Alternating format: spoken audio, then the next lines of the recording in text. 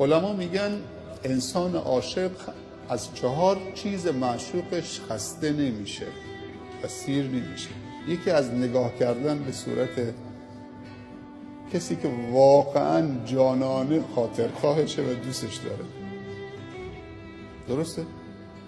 چیز طبیعیه دیگه. شما وقتی به نماز می‌ایستید میگید اینی وجهت وجهی، خدایا من صورتم، و منظور اینجا صورت دلته، چهره دلته. خدایا من چهره دلمو مقابل تو قرار دادم.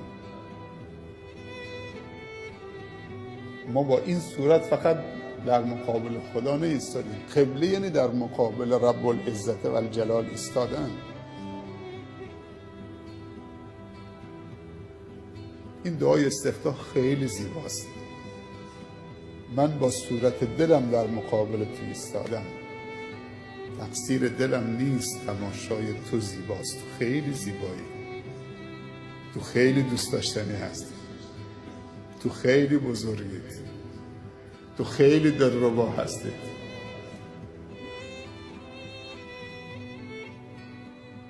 اینطوری با خدا حرف بزن، گپ خودمونی بزن. قرار نشده همه عبدالستار دعا بخونه به عربی ما بگیم آمین. دعای خیلی خوبی میخونه. قرار نشده همه دیگران حرف ما را از طرف شما به خدا بزنن. الله که نیاز به واسطه نداره. خیلی خودمونی حرف بزن با الله. بهش بگو اگه تو منو قبول نکنی کجا برم. اینطوری حرف بزن. تو خدای منی، تو رب العالمینی، من که کسی دیگه ندارم. من پناه آوردم این نصف شب به خانه تو، خانه امید من اینجا. تو هم رب منید، منم بنده تو هم. حالا یک زمانم اشتباهی کردم، دوباره فهمیدم که راه فقط همین راهه. در درگاه ما دل را یک دله کن، آنچه غیر از ماست آن را یله کن. یک صبح به اخلاص بیا بر در ما، اگر کار تو بر نیامد آنگه گله. اینطوری حرف بزن. خدایا آمرزیدن مطیعان چه کار است؟ اگه همه آدمای خوب تو بیامرزی و تحویل بگیرید چه کاری آخه؟ و کرمی که به ما گناهکاران نرسد چه مقدار است؟ اگر کرم تو و سخاوت تو و رحمت تو و بخشش تو در حد انسانهای خوب باشه، این خیلی ناچیزه.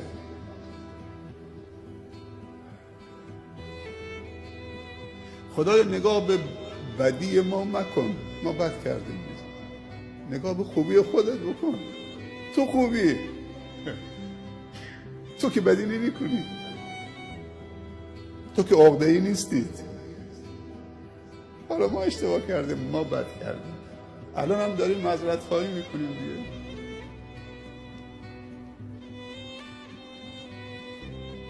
اگه شهوت تو در ما گذاشتید، اگه غفلت هست دیگه، شهوت خدا گذاشته، فراموش خدا گذاشته.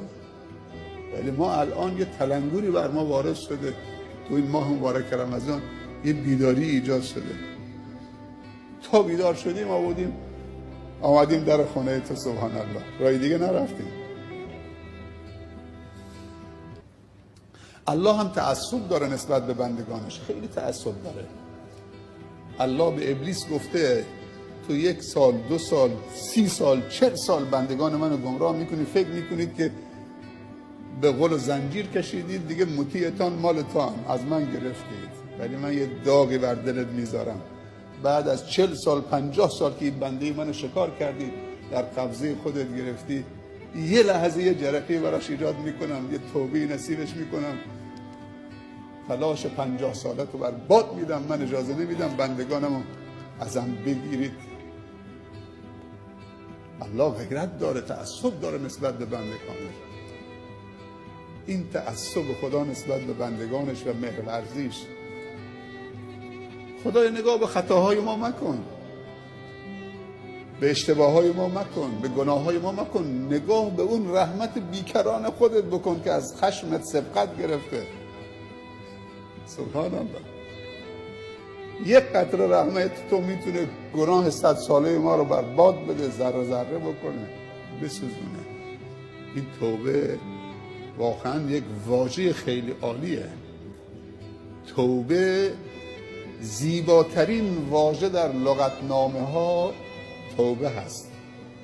توبه یعنی امید، یعنی امید به زندگی، یعنی حیات دوباره، یعنی تولد دوباره، یعنی خود را پیدا کردن، هویت بخشیدن دوباره.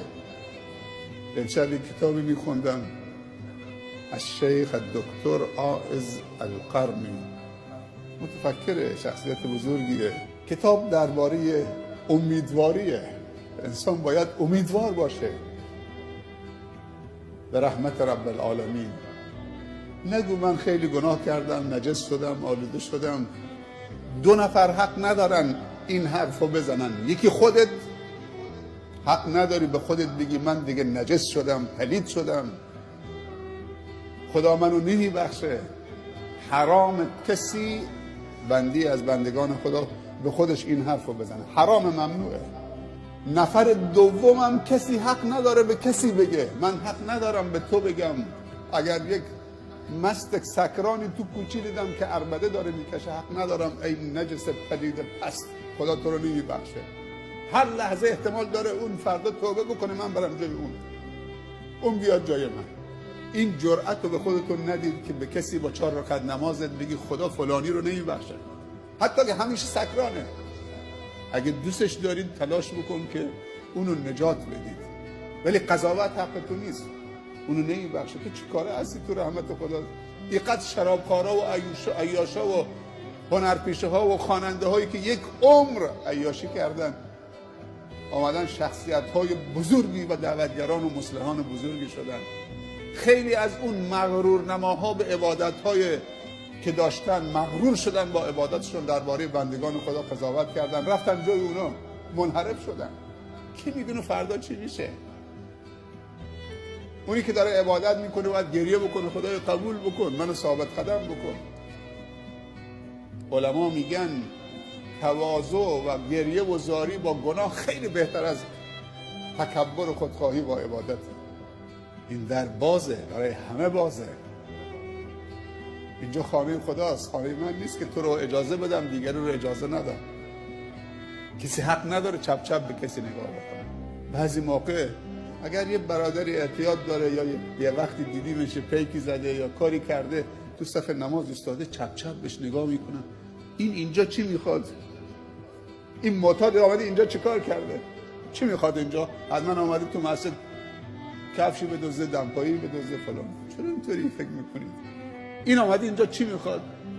یکی از سردسته های بزرگ راهزنان، اگر اشتباه نکنم عیار، این زمانی رفته بود شب روی دیواری که بپره تو خانه. سبحان الله. رو دیوار منتظر بود که بپره تو خانه. یک دفعه صدای آیی از داخل خانه شنید که صاحب خانه شب به نماز ایستاده بود. زمانی که این رفته بود چه؟ اون خانه رو بزنه.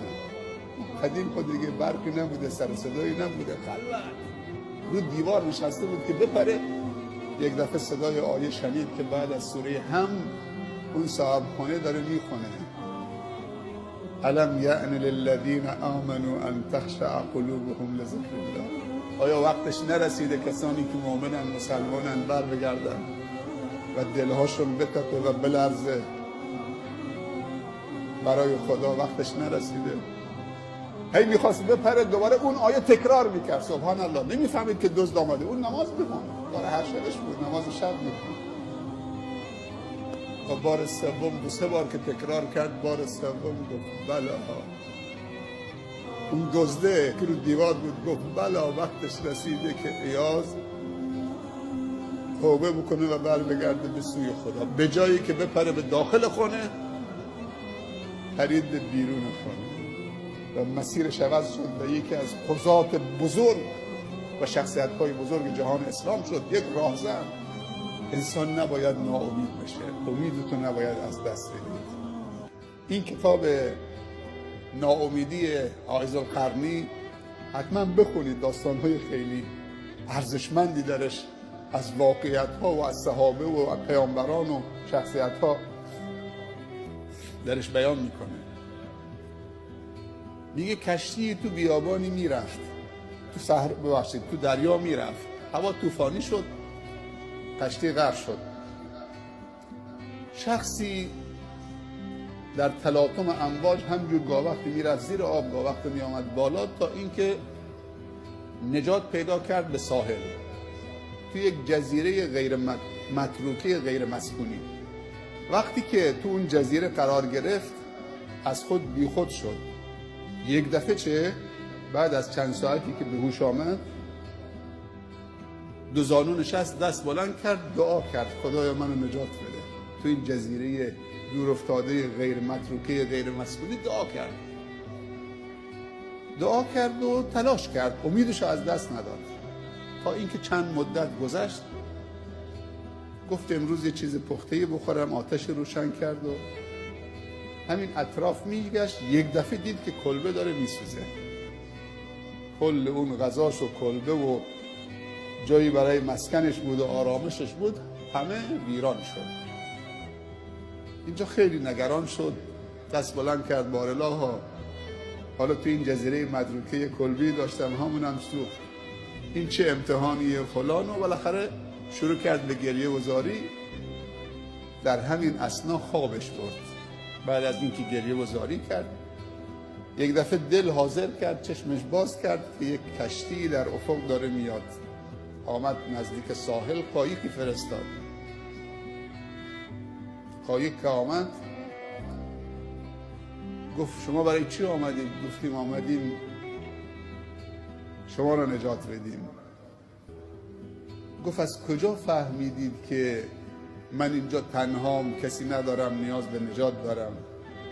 گفت همین کلبه، همین دودی که به آسمان ما رد می شدیم، مسیرمون رای دیگه بود، دودی دیدیم تو این جزیره، فکر کردیم که کسی نیاز به نجات داره، به هوای این دود آمدیم، تو رو پیدا کردیم. تعجب کرد چطوری فهمیدی من اینجام؟ بعضی موقع سختی های تو زندگی ما و شما پیش میاد، ناامید میشیم، قضاوت میکنیم درباره خداوند. خدا کلبش سوزان که دود به آسمان بره، کشتی که تو مسیر دیگه داره میره، این دودو میبینه، میاد نجاتش میده. اون موقع ناراحت بود که چرا کلبش سوخته. واقعا اون لحظه‌ای که دیگه نفست کم آوردید، دیگه به گفته خودمون بریدید، نفس کم آورده تو زندگی، ناامید نباش. یه سختی، یه چیزی پیش میاد، یه چیز دیگه بهت میده خداوند، یه چیز ازت میگیره، یه چیز دیگه بهت میده.